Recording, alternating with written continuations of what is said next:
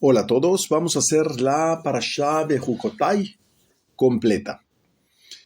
Bueno, esta es una parashá relativamente corta en el Zohar, sin embargo, sabemos que cuando en el Zohar nos da menos contexto, normalmente los conceptos son bastante más profundos. La realidad es que es una continuación esta parashá de la Behar Sinaí que hicimos la semana pasada, y normalmente son una especie de parashiot complementarias, como podrán ver en los temas. Sin embargo, la parashá de Jukotai es muy conocida porque contiene una sección de Tojajot que podríamos traducirlo como advertencias o reprimendas. Incluso mucha gente, ya lo hemos comentado en años anteriores, no quieren pasar al Sefer Torah porque contiene una serie de maldiciones, por decirlo así, muy fuertes. Sin embargo, cada año aprendemos cosas nuevas y en este año el Zohar nos enseña cosas que pues no habíamos descubierto en años anteriores. El Zohar comienza justamente hablando a través de Rabbi Hiyá, diciendo cuán felices son aquellos cuyo Señor los reprende por amor a ellos. Y entonces comprendemos que más que advertencias o como le llaman maldiciones, en realidad representan una serie de herramientas para permitir comprendernos lo que representa el cumplimiento en el sentido positivo de los estatutos.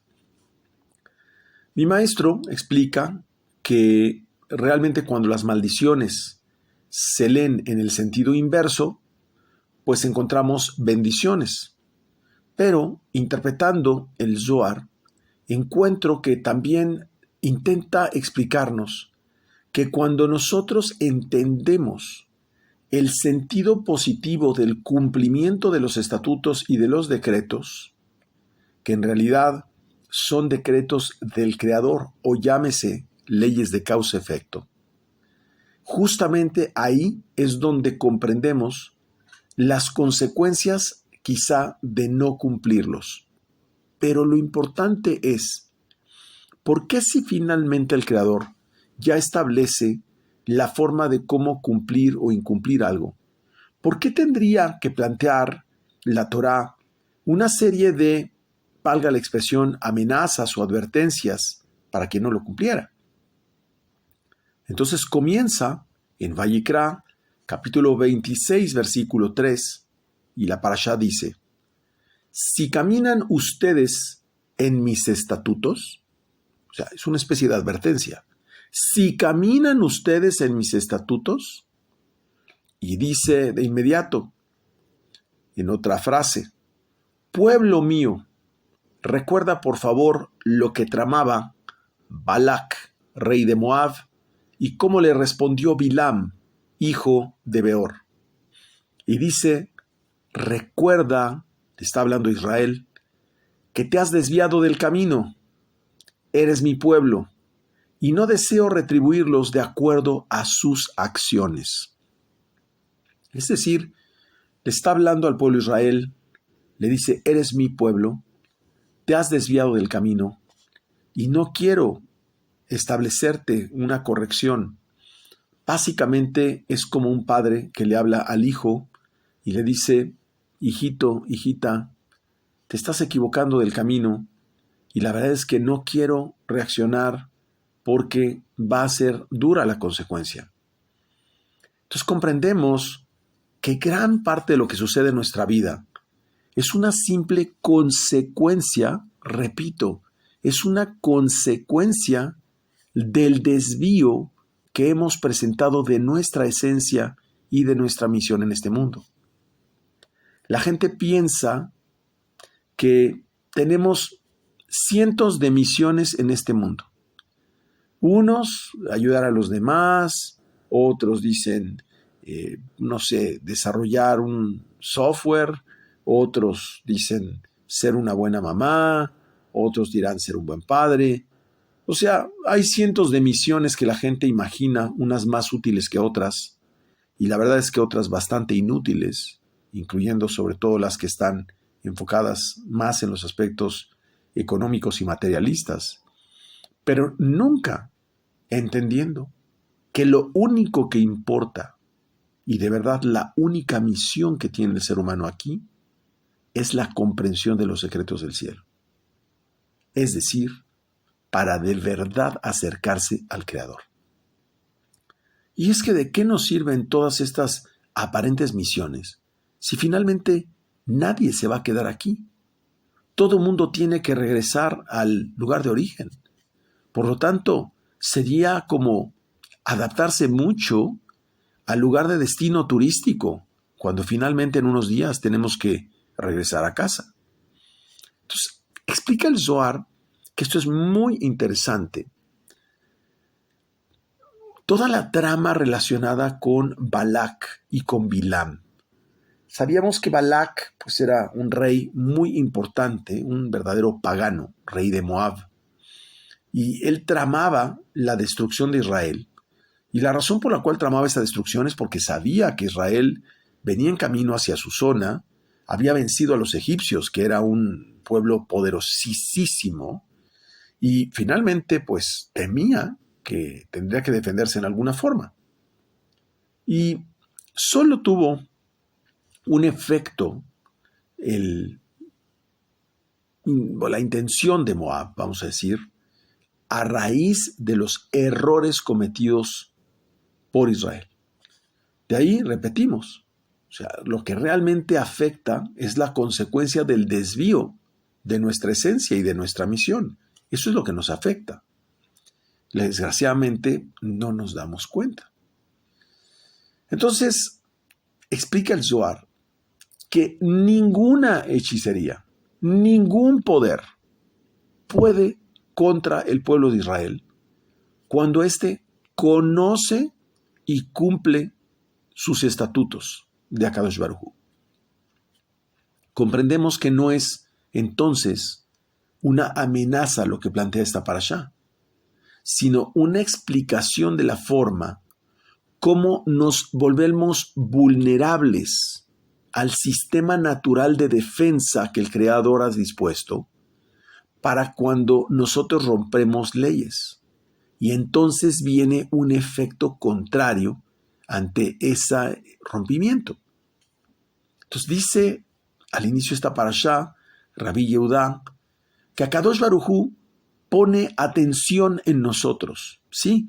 Pone mucha atención en nosotros y nos recuerda. Si Akadosh Baruj Hu dejara de pensar en nosotros, literalmente no existiríamos. Pues prácticamente ni siquiera hubiéramos sobrevivido en virtud de nuestro exilio. Y así lo dice. Ahora la pregunta es, ¿cuál exilio? Sí, de nuestro exilio de sabiduría. Es decir, como no sabemos realmente nuestra misión en este mundo, la verdad es que Akadosh Baruj Hu es muy paciente y piensa en nosotros, porque el Creador, y esto es muy bonito, no nos recompensa en función de nuestras acciones, sino que nos recompensa en función de nuestro potencial. Cuando Akadosh Baruj Hu establece una reprensión sobre la persona, una corrección, lo que está tratando de hacer es focalizar a la persona en que logre su potencial y no que se desvíe de su esencia. Entonces, Balak, rey de Moab, y Bilam, que era un hechicero también, un mago, son un claro ejemplo que aunque sea para mal, si un hombre desea algo debajo de Akadosh Baruj Hu, en función de su boca y lo que este ser humano quiere, despierta lo que viene el mundo de arriba, incluyendo también todos aquellos que del lado de la contaminación, es decir, del lado impuro, despiertan esa acción y palabras de su boca. Bilam era el mayor de todos los hechiceros en su época, pero dice el Zohar que Balak lo superaba porque era el más grande en adivinación. Y nosotros sabemos que la adivinación está prohibida. No debemos consultar agoreros ni adivinos. Y aquí explica por qué. Porque mientras que Bilam era muy buen hechicero en términos de encantamiento, explica el Zohar que la adivinación y el encantamiento son dos grados diferentes. La adivinación está apoyada por los hechos, mientras que el encantamiento por la vista y el habla. ¿Qué nos está diciendo aquí?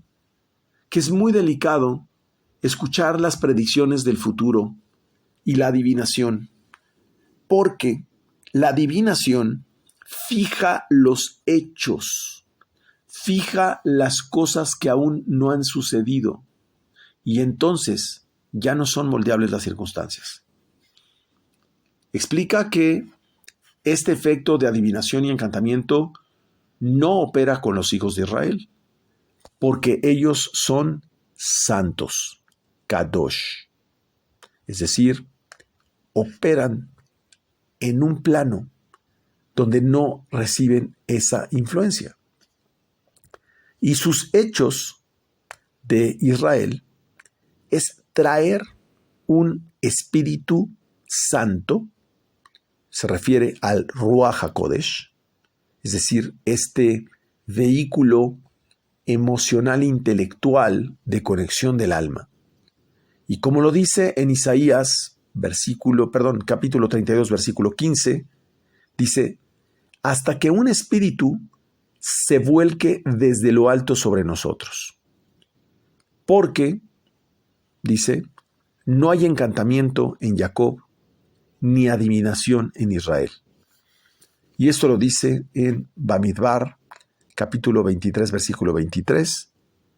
Claramente dice que nosotros no requerimos ni nos vinculamos con esas prácticas que vienen del espíritu de la contaminación.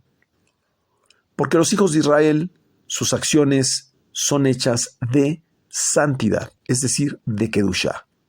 Las acciones del pueblo de Israel tienen fuerza en su pureza y ellos son vestidos con ellas, con esas acciones.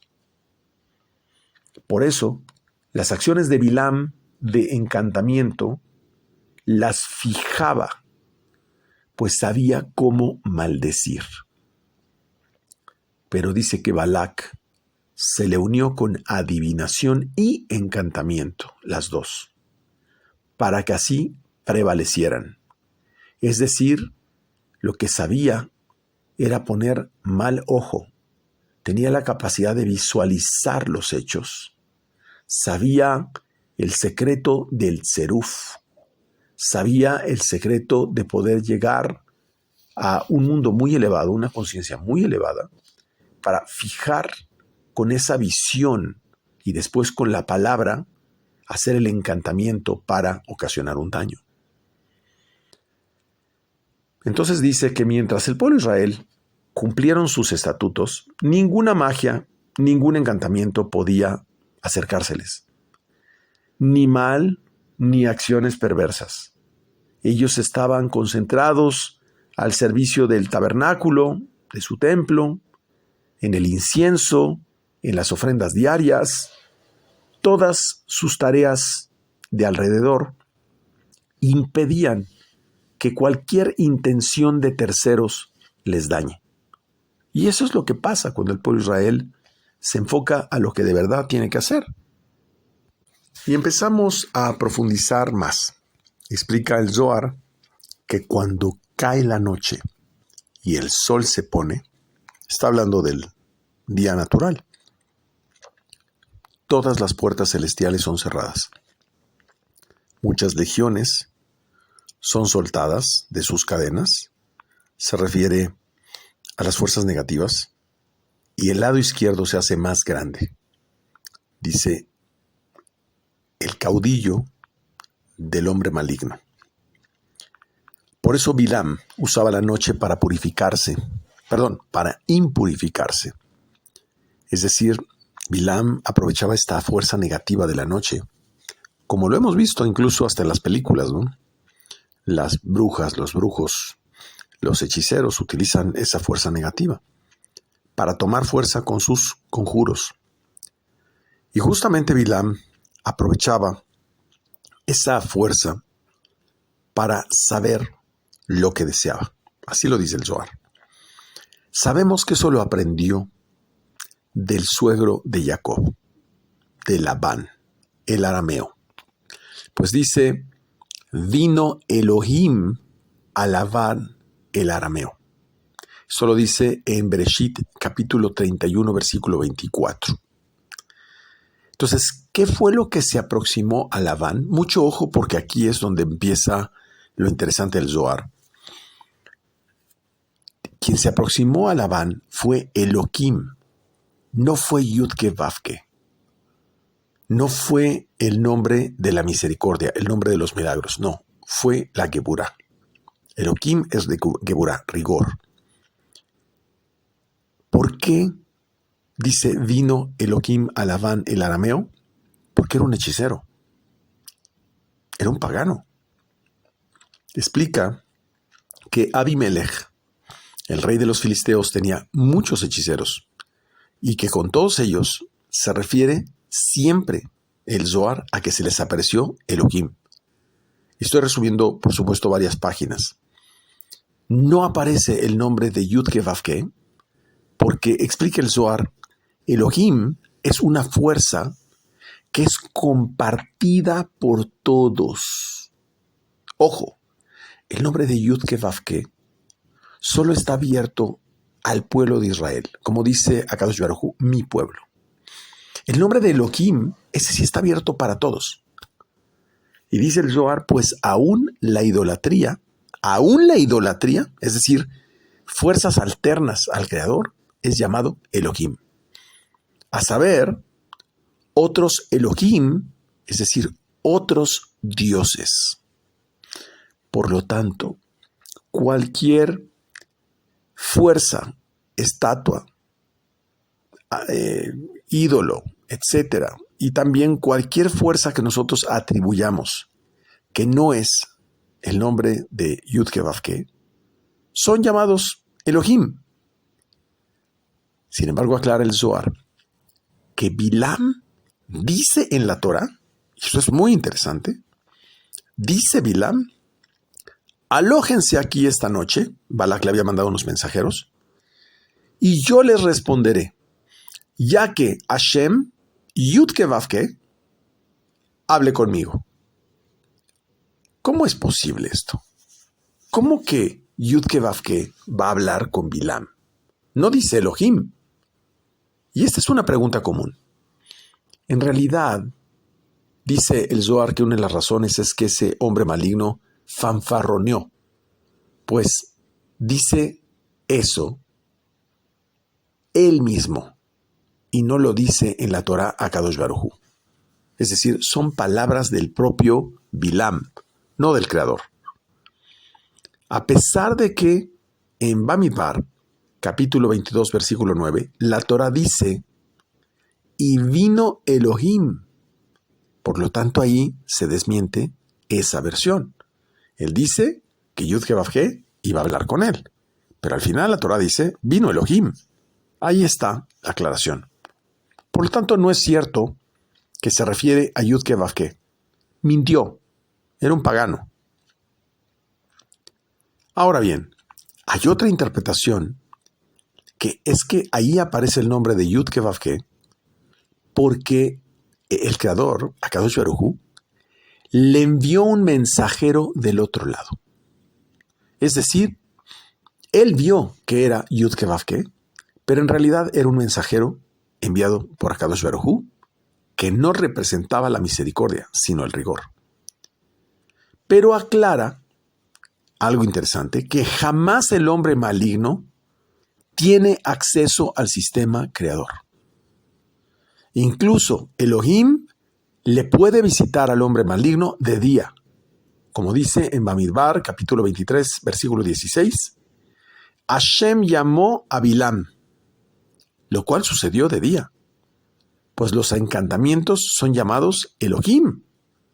Por eso dice que por el contrario, vio que era bueno a los ojos de Yud-Ke-Vav-Ke. Cuando estaba tratando de maldecir, así se expresa. lo que hizo es que en lugar de maldecir, bendijo a Israel. Y ahí dice, fue bueno a los ojos de Yud-Ke-Vav-Ke, pues buscó por dónde maldecir y no encontró. Entonces bendecía y bendecía y bendecía, pero no era porque había desistido. No, era una forma maliciosa de empezar a bendecirlos maliciosamente para ver en qué momento podía acusarlos por algún error. En el momento en que Israel se equivoca, ahí es donde el mal actúa. En realidad, entendemos ahora que esto es un corrector. Entonces, cuando Israel cumple sus estatutos, y ya lo hemos explicado, Malhut y Zeir Anpin están unidos, de la misma forma como la Torá escrita, que es Zeir Anpin, y la Torá oral, que es Malhut, están unidas. Entonces, ahí viene la expresión, si caminan ustedes en mis estatutos, es cuando están unidos, Malhut y Zeir Anpin. A eso se refiere. Eso está en Vayikra, capítulo 26, versículo 3. Explica el Zohar, estatutos es el lugar de donde vienen los decretos, de donde los decretos dependen, es decir, Malhut. Estatutos está relacionado con Malhut. Y la expresión, guardarán ustedes mis leyes, en Vayikra, capítulo 25, versículo 18, pues la ley es otro lugar elevado, o más elevado, que un estatuto. Por eso, la ley es Zeir Anpin, a la cual el estatuto, que es de un nivel más bajo, Malhut, se le adhiere, y lo superior e inferior se adhiere el uno al otro.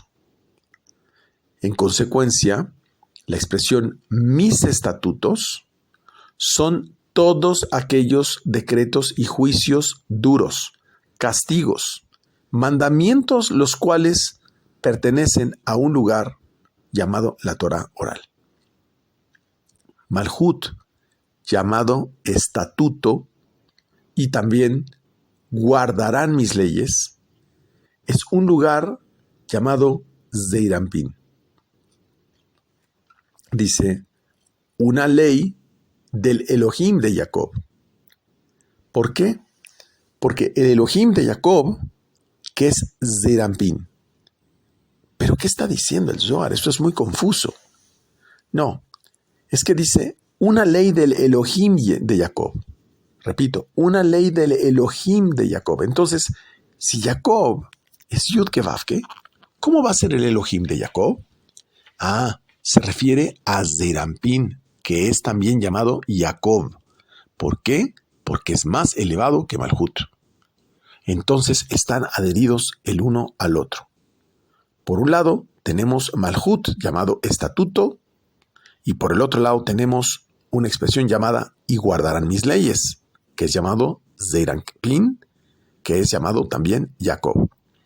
Entonces, como están adheridos el uno al otro, quien transgrede las palabras de la Torá es como si vuelve defectuoso el santo nombre. Es decir, quebranta esta unión.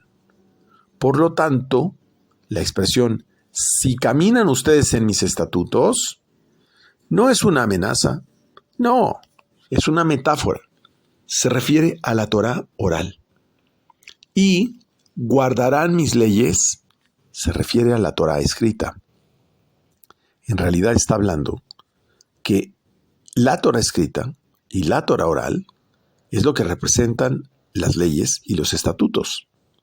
Y esta es la totalidad del santo nombre. Es decir, todas las leyes y los estatutos del Creador representan en sí mismo el santo nombre. Contienen una gran cantidad de leyes de causa y efecto. Aprendemos entonces que ese nombre es lo que sustenta las leyes de causa y efecto, para aclarar.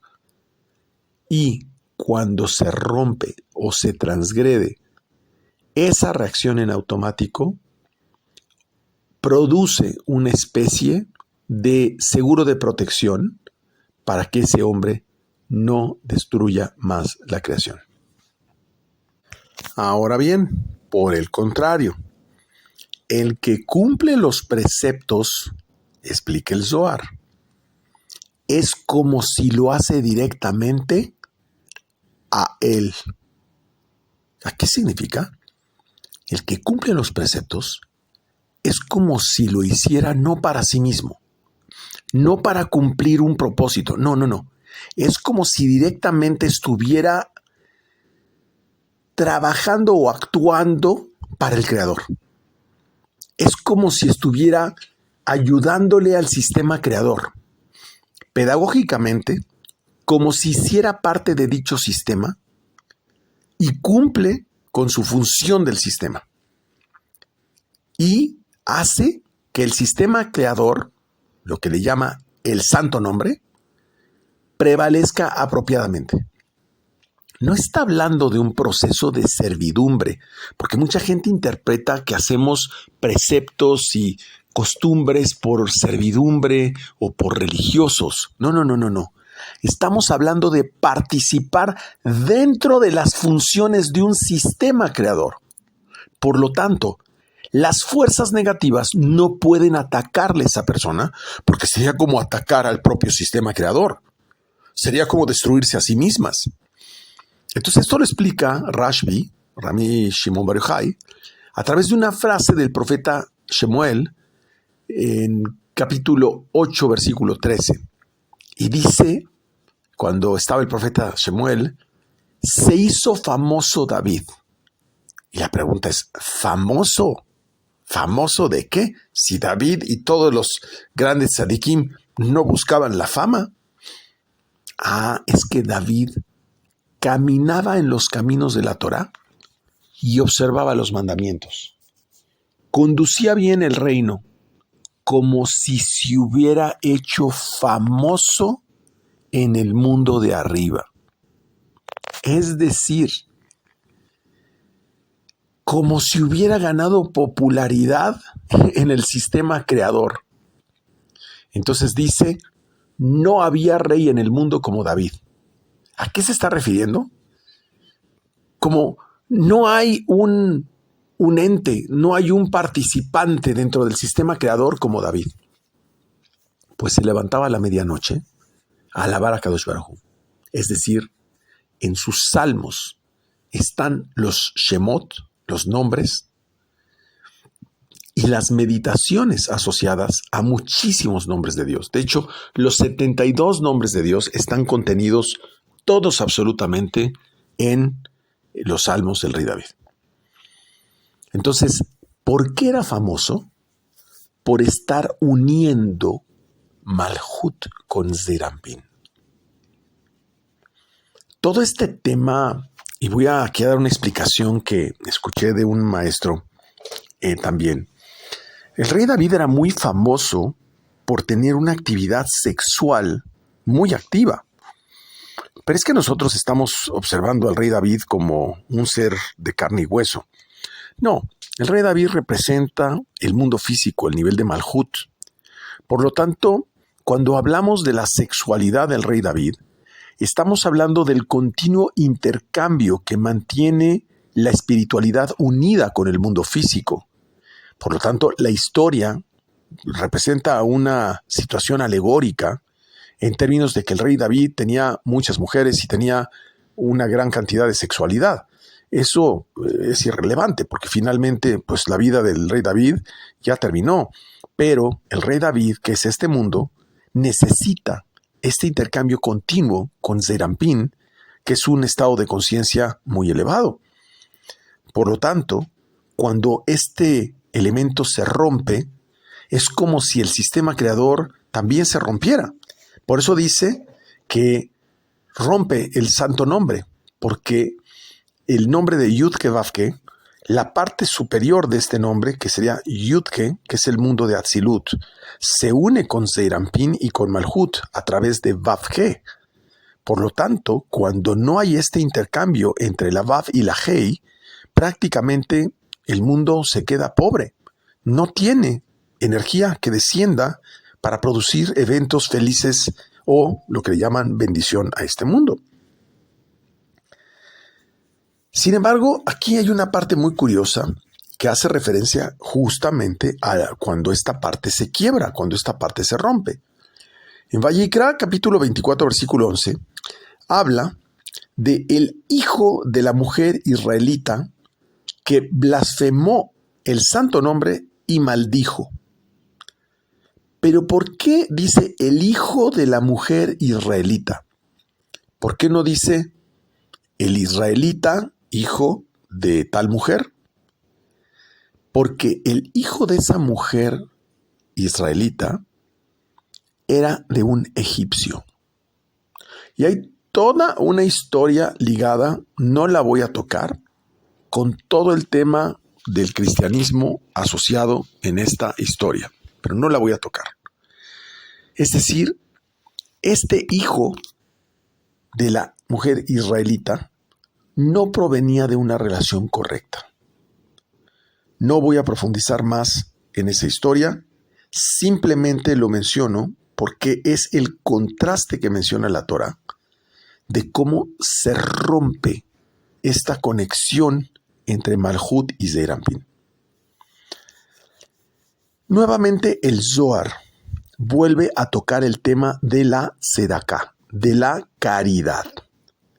Y dice que aquel que da caridad a los pobres construye el santo nombre. Así lo dice.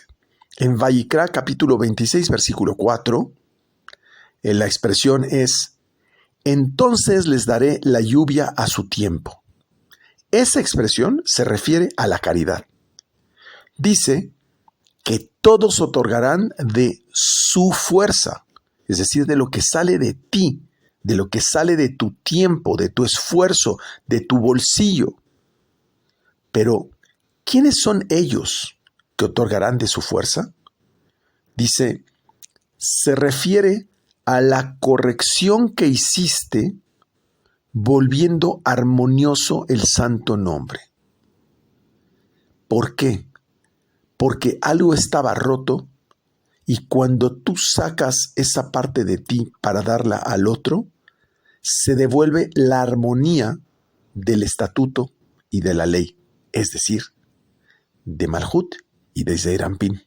Ya lo explicamos. ¿Para qué? Para que otorguen abundancia, pues de otra forma ese sendero está roto. Y entonces se explica que quien guarda los mandamientos, los caminos de la Torá, es como si hiciera sedaká y cumple la ley. Es decir, también cumplir los estatutos y los mandamientos es una gran sedaká. ¿Por qué? Porque es como si trabajara y diera de sí para el sistema creador.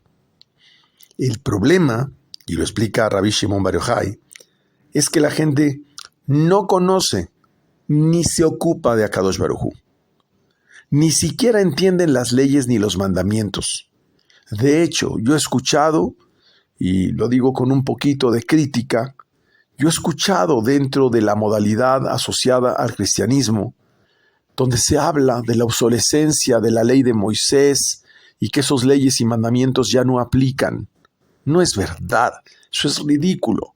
Lo que pasa es que todas son leyes de causa-efecto y por supuesto, si se lee el sentido literal, no se entiende nada.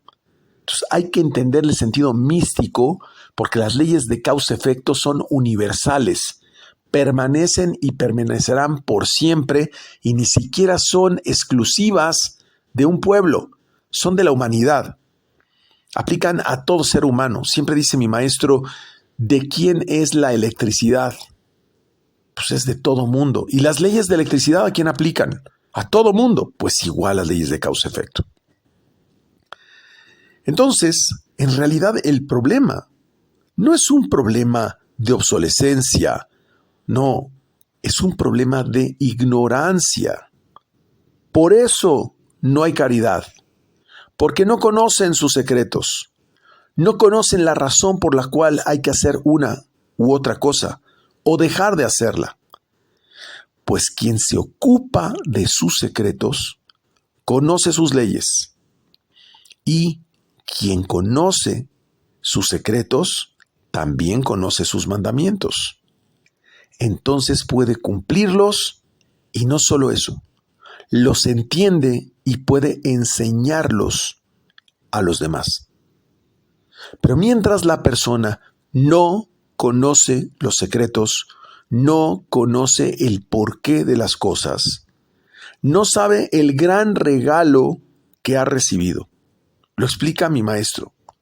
Porque además, cuando dan la Torá, los estatutos y las leyes, ni siquiera se enteró la persona que recibió un regalo.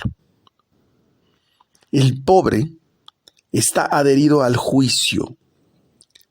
Y ya explicamos que hay un pobre que sí es consecuencia de esa desconexión entre Yesod y Malhut.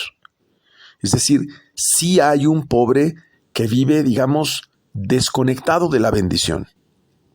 Y aquí el Zohar nos enseña que hay una plegaria que se llama la tefilá del pobre, tefilá leaní,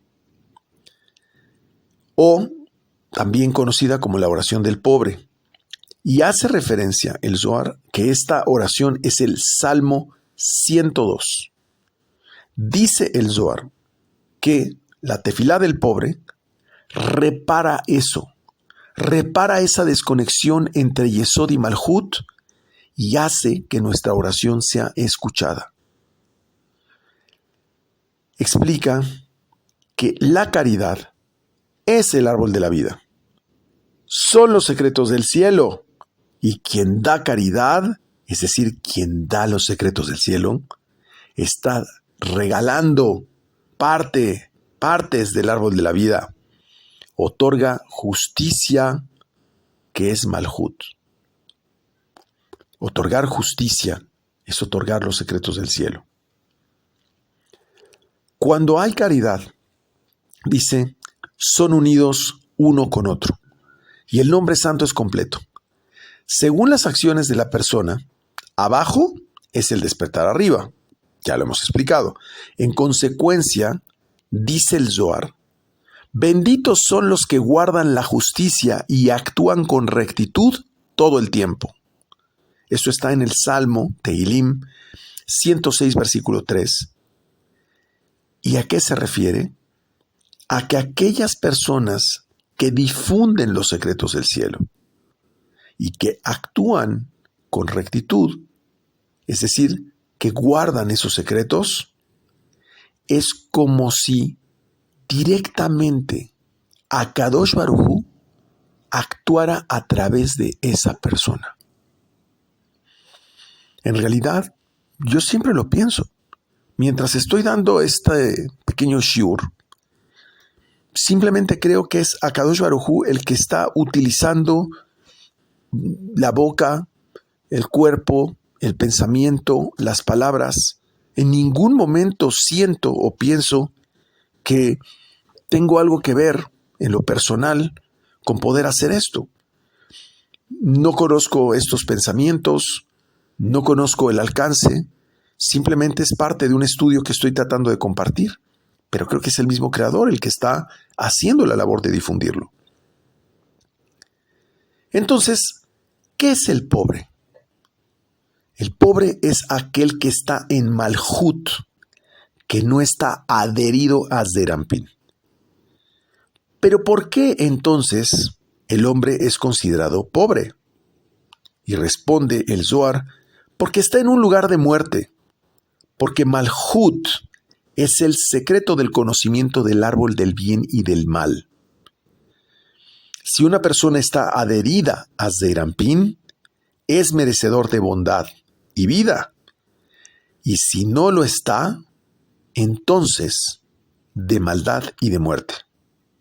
Entonces entendemos que estas tojajot, estas advertencias de la parashá, no son eso, no son advertencias, no son maldiciones.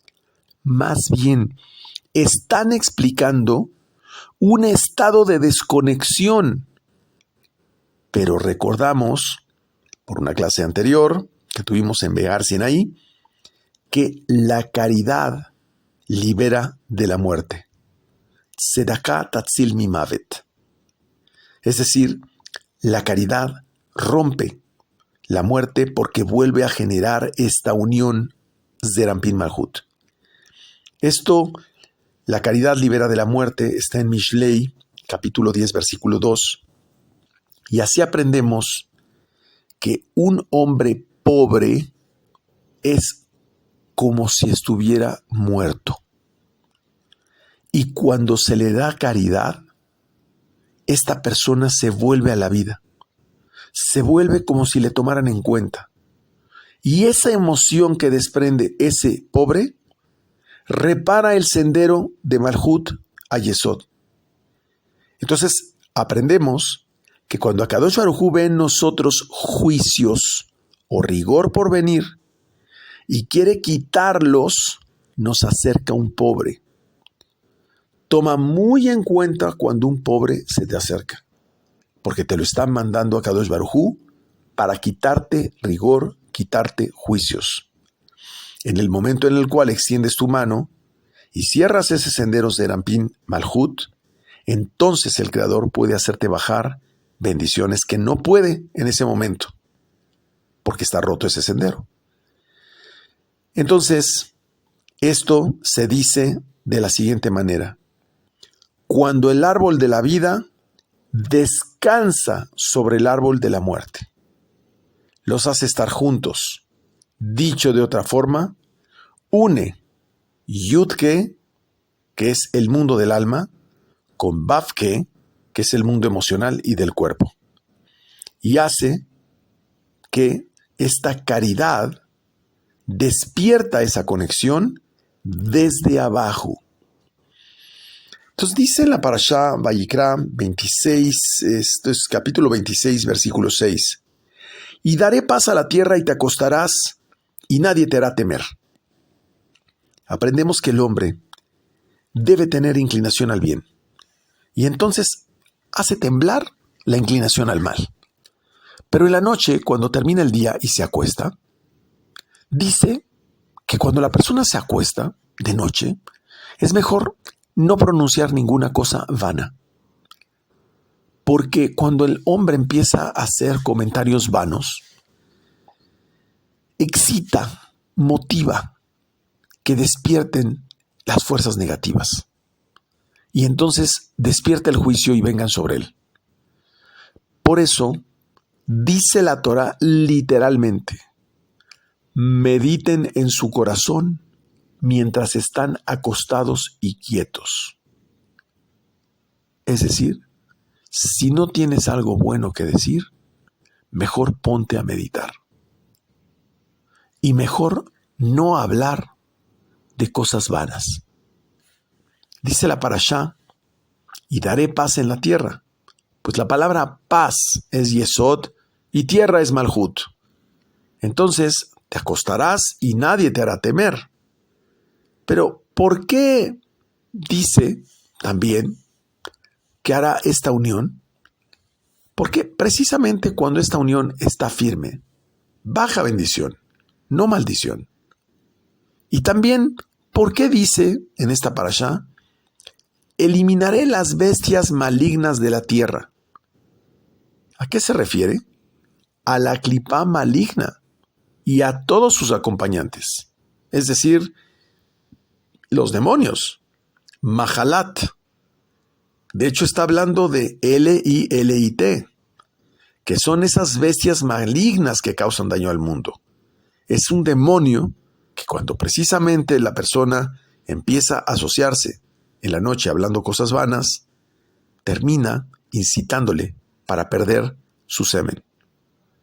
Entonces, aprendemos que en este mundo existe la mayor compasión y también la mayor fuerza destructiva, dependiendo de la persona y su conexión.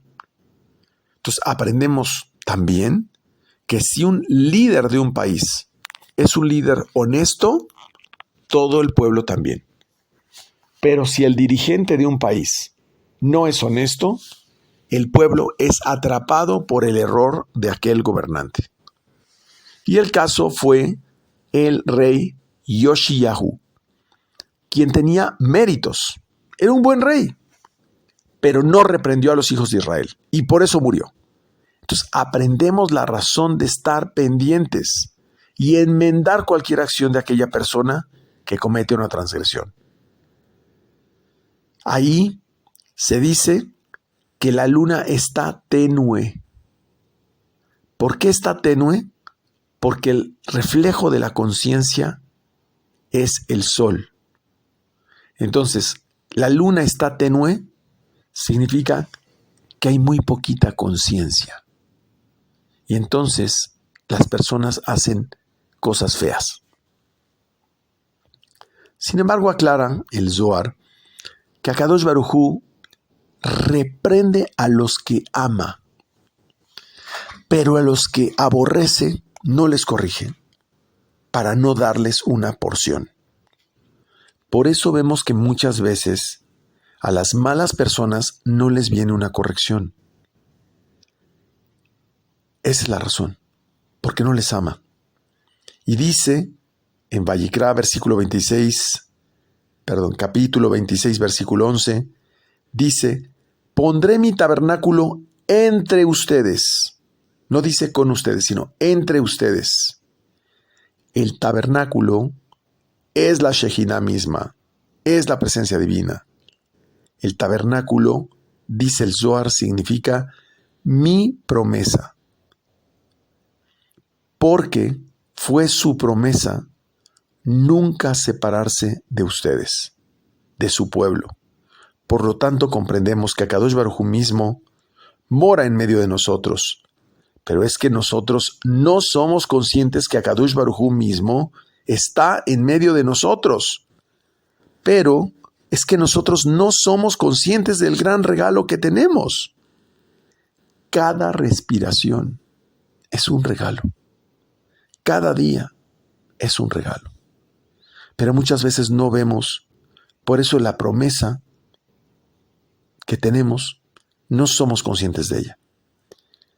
Dice: yo pondré una promesa, y utiliza la palabra mashkon en sus acciones. Entonces, ¿dónde está esa promesa? Dice: en sus manos. Yo moraré en ustedes. Esa es la promesa. ¿Me tendrán? En sus manos. Por ello, es que cuando desarrollamos acciones inapropiadas, es como si violentáramos esa promesa. Cuando dice: mi espíritu no les aborrecerá, es decir, que cuando la Shejinah está dentro de nosotros y no le hospedamos de forma correcta, se separa, se aleja la presencia divina de nosotros. Entonces explica el Zohar la frase: Moshe sacaba la tienda y la plantaba fuera del campamento. Eso está en Shemot 33, versículo 7. ¿Por qué explica el Zohar que Moshe sacaba la tienda fuera del campamento? Es que tenía que sacar el tabernáculo fuera del campamento, porque muchos eran falsos ante el Santísimo. Muchos eran falsos ante Akadosh Baruj Hu. Muchos hacían pasar por israelitas, pero decidieron cambiarlo por un becerro de oro. Eran Erev Raf, ya lo hemos explicado. Por lo tanto, esa promesa de la que hablamos no puede estar en manos de alguien indigno. A Yehoshua le nombró Moshe hombre de confianza, y él con Moshe eran como la luna y el sol. Eran merecedores de esa promesa.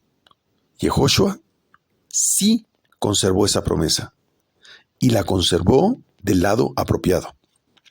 Comprendemos que aunque los hijos de Israel pecaron o se equivocaron, Akadosh Baruj Hu nunca les abandonó, porque la Shejinah reside entre ellos. Eso significa: pondré mi tabernáculo entre ustedes. Está en Vayikra, capítulo 26, versículo 11.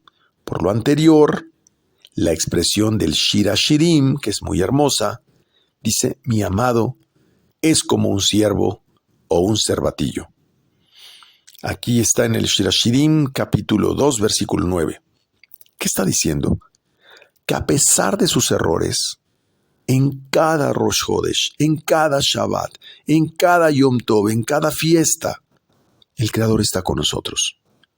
Explica el Zohar que es así como si fuera un rey que se escondiera, pero que a través de las rendijas, a través de una reja, nos vigila y solloza, sufre, porque añora volver a estar con nosotros. Pero a pesar de eso, simplemente nos fuimos al exilio. Nos volvimos ignorantes de todo este conocimiento. Pero a pesar de todo, no se olvida esa promesa. ¿Y por qué se olvidaron? ¿Por qué se olvidó el pueblo de Israel por esa promesa? Porque no tiene el conocimiento. Y si no tiene el conocimiento, no tiene la conciencia y no sabe cómo regresar a su Creador. De ahí lo que estamos explicando. La frase de esta parashá dice, y si ustedes rechazan mis preceptos, es la parte ya de las advertencias, en Vayikra, capítulo 26, versículo 15. Dentro de este texto, que es donde están las reprensiones de la Torá, también dice, hijo mío, no desprecies la reprensión de tu Hashem, o sea, de Yud-Ke Vav-Ke, ni te fastidies con su corrección. Lo dice en Mishlei, capítulo 3, versículo 11. Y menciona que la vara del Creador siempre está en la mano para reprender a aquellos que ama al Creador. ¡Guau! Esto es duro. O sea, el Creador siempre tiene la vara en la mano. Pero vamos a entender mucho más la gran bondad que hay de esto. Dice, esta vara es para que no se desvían a derecha ni a izquierda, sino para que se mantengan en el camino. De aquí que está escrito, Hashem corrige el alma, tal como un padre al hijo, con quien se deleita. Por el contrario, se tiene que reprender a quien Akadosh Baruj Hu ama, pero no reprende, es decir, Akadosh Baruj Hu se detiene de reprender, se frena de reprender a quien no ama. Así es que dice mi maestro, cuando te llegue una situación de represión, siéntete muy amado por Akadosh Baruj Hu, porque lo que está tratando de hacer es quitarte la clipa, quitarte el orgullo y las malas cualidades, porque te ama y te quiere dar algo bueno, pero no puede, porque estás cubierto de alquitrán. Entonces, ¿qué pasa cuando una persona no la ama, sino que la detesta? Se aleja de él y le aleja la vara de él. Y eso es muy triste, porque es cuando nosotros vemos que aparentemente todo va bien y va perfecto, pero no nos estamos dando cuenta de los errores cometidos. Por eso dice en Malají, capítulo 1, versículo 2, a Esav odié, por lo tanto retiré mi vara de él, quité la reprimenda de él para darle una porción de mí. Entonces, ¿por qué le quita esa reprimenda? Para no participarle de bendición. Mi alma lo desprecia y dice, no desprecies su corrección. ¿Cuál es el significado de desprecies? La expresión que utiliza para desprecies es takutsu. No desprecies a Kadosh Baruj Hu, como si huyeras de los espinos, kotzim. Es decir, cuando venga una situación difícil que el Creador te está presentando, no huyas de ella, Al contrario, enfréntala y trata de aprender de ella. Dice, porque los reyes que esclavizan a los hijos de Israel son como espinas en su cuerpo. Es decir, se clava y no te la puedes quitar. ¿Qué sucede? Que cuando Malhut en su lado del juicio es despertada, varios aspectos de la derecha y de la izquierda también son despertados. Muchas varas salen, dice el Zohar. Se levantan caudillos dañinos y menciona 40 menos 1, que es 39. O sea, son espíritus dañinos no encarnados, no físicos. Dice que se levantan una serie de acusadores y es como si se añadiera más castigo, pues se levantan más juicios.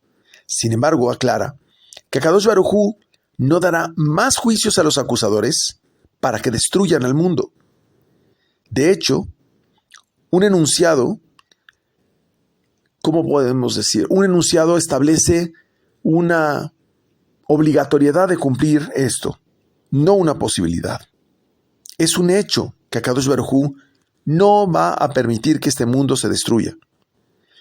Esto está en Bereshit, capítulo 8, versículo 22, donde dice, no volveré a maldecir la tierra por causa del hombre. Es decir, el nivel de juicio que viene este mundo no rebasa lo que el mismo puede soportar. Entonces, imaginemos si de pronto todo el juicio fuera liberado. No, bueno, pues sería una corrección que no podríamos soportar. Imagínense que lo único que recibimos nosotros es una corrección muy sutil de acuerdo al origen del error que estamos cometiendo. De otra forma, el mundo jamás podría soportar todo el juicio en un solo momento. Dice en Salmos 130, versículo 3, si tú ya marcaras las iniquidades, o sea, si tú, Yud-He, marcaras las iniquidades, ¿quién podría estar de pie? Es decir, si Yud-He, que es parte del tetragrama, marcara las iniquidades, nadie lo podría soportar. Pero viene algo muy interesante. Dice, la Torah dice, 7 por tus pecados. 7 por sus pecados. Así dice. Quiere decir que el 7 está delante de ti. ¿Quién es ella? 7 se refiere al año sabático, al año de liberación. Y explica, es Malhut suavizada por Binah, que es el 7. Porque cada 7 años harás remisión. Malhut es 7. Hija de 7, Beersheba. Es decir, trae una liberación para ejecutar juicios. Y entonces con estos juicios deja a todos libres. Beersheba es hija de 7. Pero el pozo de los 7, como es Malhut y es Geburá, es el pozo de Isaac. Sabemos que Isaac es Geburá, y si es la hija de 7, que es Malhut, pues entonces quiere decir que el Malhut, a través de los juicios, es que son liberados. Dice en Vayikra, capítulo 26, versículo 28, los castigaré también yo, 7 por sus pecados. Ojo, no dice 7 veces, no, nada más dice 7 por sus pecados. La expresión, primeramente, y los castigaré también yo, se refiere que ocurre por encargados.